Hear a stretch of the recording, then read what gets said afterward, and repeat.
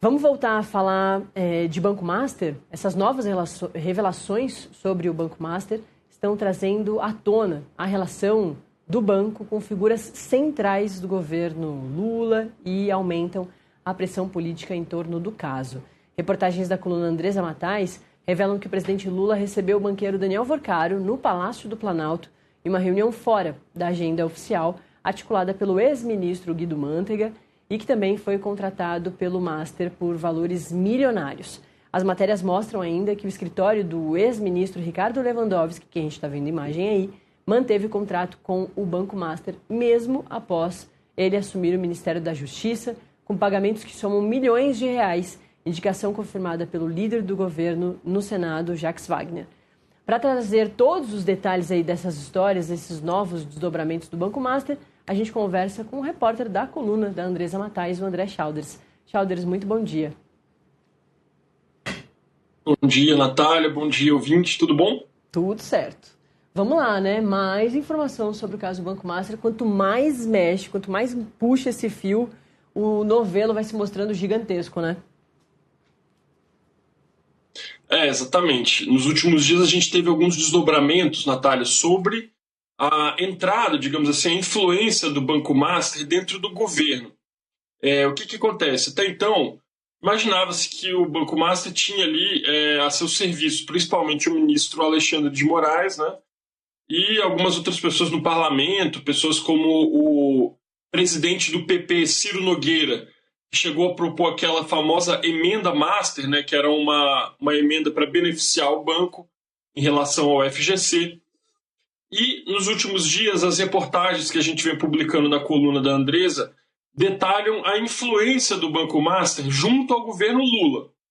Então, o que acontece? O pessoal do banco tinha ali duas contratações muito importantes. Uma delas era do ex-ministro da Fazenda, Guido Mantega, que foi ministro da Fazenda da Dilma, presidiu a economia brasileira durante aquela recessão gravíssima de 2015. As pessoas se esquecem, né? Mas o Mantega teve esse papel central nesse caso. E também a contratação do Ricardo Lewandowski. Bom, a última matéria que a gente fez foi para mostrar que o Ricardo Lewandowski ele tinha um escritório junto com seus filhos, o Henrique Lewandowski e a Yara, e esse escritório de advocacia manteve o contrato que tinha com o Banco Master e depois Lewandowski foi para o Ministério da Justiça. O valor era de 250 mil por mês e esses pagamentos continuaram, Natália, durante quase 2 anos depois do Lewandowski assumir o posto de ministro da Justiça.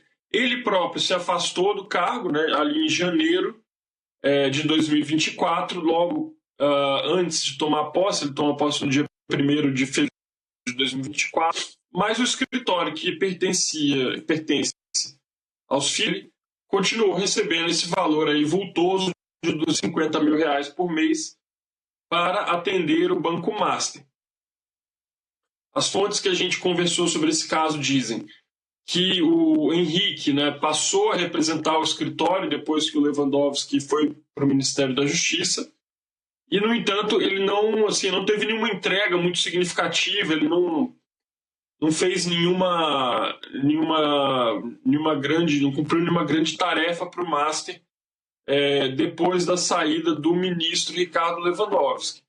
É importante notar também, Natália, que há a possibilidade de um certo conflito, porque Ricardo Lewandowski, como ministro da Justiça, é o chefe da Polícia Federal.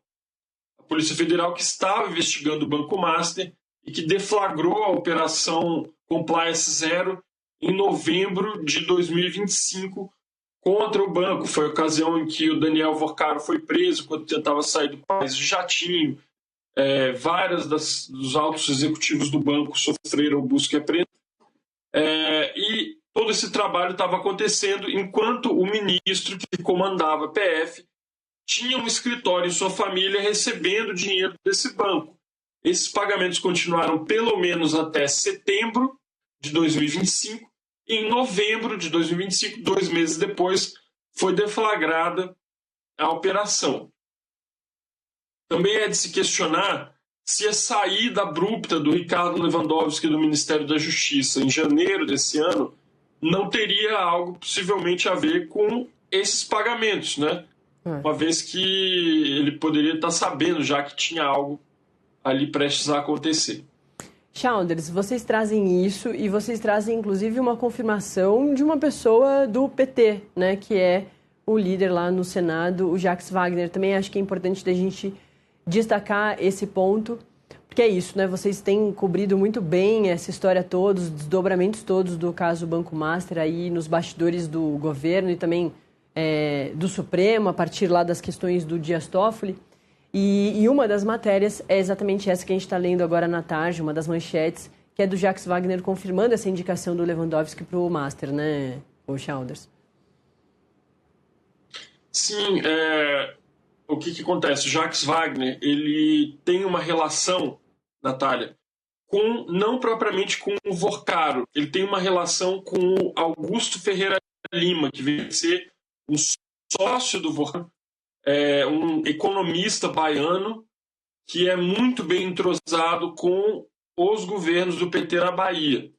Esse Augusto Lima, ele foi o cara que inventou o tal do Credit Sexta, que para quem não está familiarizado com o mundinho Master, né, o Credit Sexta era um dos principais negócios do Master, veio a ser comprado, e consistia, Natália, numa espécie de crédito consignado para servidores públicos estaduais, no caso, para servidores públicos do governo do estado da Bahia.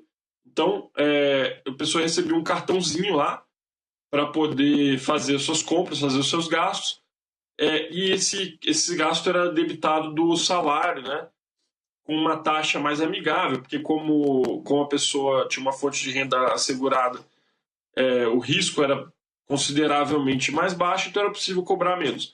Então, esse era o Credit Sexta. Quem criou o Credit Sexta foi justamente o Augusto Lima.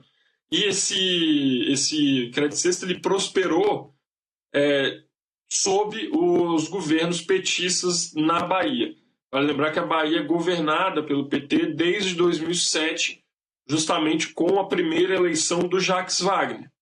Então a gente perguntou para o Jacques Wagner sobre a indicação do Ricardo Lewandowski e ele confirmou que foi procurado por uma pessoa, foi procurado pela direção do banco, fecha aspas, do Banco Master, e lembrou-se de Ricardo Lewandowski como um bom jurista que poderia atender ao banco. Né? Então foi isso que ele disse para a gente. Agora, é curioso, porque assim, é um banco que se sabe hoje, né, que usava, digamos assim, vendia ativos que não existiam, era um banco que prometia retornos irreais em cima dos CDBs, né, dos certificados de depósito bancário, dos seus correntistas. Então era um banco que tinha operações assim, beirando a fraude mesmo em muitos aspectos. E aí como que o líder do governo simplesmente indica uma pessoa para trabalhar nesse lugar, entendeu? E com salário, assim, com salário não, né? Com um contrato dessa monta, né? Então é uma situação bastante delicada e precisa ser mais bem apurada. Childers, para a gente encerrar contigo, porque eu sei que você tem um longo dia aí de trabalho, apuração, mas também tem manchete de vocês daquele burburinho, daquela expectativa que tinha de, e o presidente Lula, né, em relação a isso? Será que ele teve encontros sobre esse assunto e se teve com quem? E vocês trazem, né, esses encontros especificamente sobre o caso Banco Master. Acho que é muito importante também da gente trazer a manchete de vocês do Lula e Galípolo, presidente do Banco Central, omitindo aí da agenda deles o encontro com o dono do Banco Master, simplesmente Daniel Vorcaro, né? Sim. Esse encontro foi em dezembro de 2024, Natália. E ele foi assim, a agenda foi, como se diz, pedida, né, e foi conseguida pelo Guido Mantega, justamente. O Guido Mantega tem vários encontros que aparecem na agenda, assim, que estão registrados oficialmente, com o Marco Aurélio, que vem a ser o chefe de gabinete do presidente Lula. tem esse apelido aí, mas não é o outro Marcola lá, não. É o Marco Aurélio Santana Ribeiro, que é o chefe de gabinete do presidente Lula já há muitos e muitos anos. Então, esses encontros começam ali no fim de 2023. O primeiro deles está, inclusive, não só o Manteiga, como o Luiz Gonzaga Beluso, economista, ex-presidente do Palmeiras também. E aí se estendem ao longo de todo o ano de 2024. Muito bem. O que Guido Mantega foi fazer com Marcola no Palácio do Planalto, no terceiro andar, onde trabalha também o presidente Lula? Não está registrado na agenda, não se sabe. Como ele já estava trabalhando para o Banco Master, é bastante provável que ele esteja lá para tratar justamente da questão do Master. E aí, por fim, culmina com esse encontro em dezembro de 24, no qual o próprio Lula participa junto com o então indicado à presidência do Banco Central, Gabriel Galípolo, o próprio Manteiga, o ministro de Minas e Energia, Daniel Silveira, que é de Minas também, né, assim como o Vorcaro, e esse encontro não está registrado. Quer dizer, Natália, às vezes a gente tem que frisar porque não necessariamente as pessoas entendem a gravidade disso. Mas o presidente da República, ele precisa obedecer a uma régua de transparência e de republicanismo mais alta do que outros agentes públicos. É diferente o presidente da República fazer uma reunião fora da agenda e o diretor de uma subsecretaria qualquer, de um governo estadual, fazer essa reunião fora da agenda. Então, assim, em outros países, a gente já teve casos de presidentes da República que sofreram impeachment por usar, ou foram ameaçados de impeachment, por usar e-mail pessoal para fazer, para tratar de demandas de trabalho. E por quê? Porque o e-mail pessoal não fica registrado.